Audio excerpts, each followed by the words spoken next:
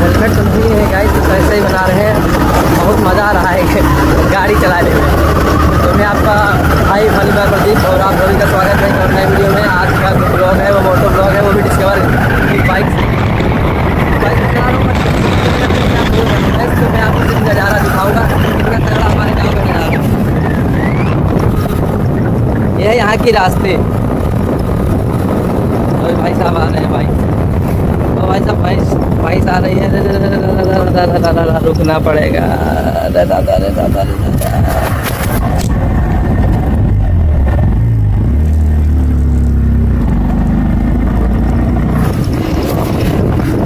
तो देखा आप लोगों ने, रास्ते में वहीं से आ गए थे। हमको अपना जो है सिस्टम आगे गड्ढा दिखाता हूँ आपको। माय गॉड,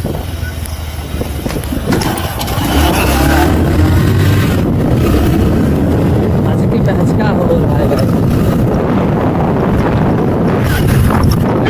ऐसे ब्लॉग बनाने में बड़ी समस्या आ रही है। तो हमसे मिलवाएंगे और एक तो तगड़ी हरियाली बाइक। तो गैस मिलते हैं दूसरी वीडियो में, तब तक के लिए ब्लॉग में बने रहिए गैस। Bye bye, Tata. क्योंकि बाइक चलाने में बहुत बड़ा दिक्कत आ रहा है, तो अकेले वो हेलमेट या माउंट लगाए नहीं है।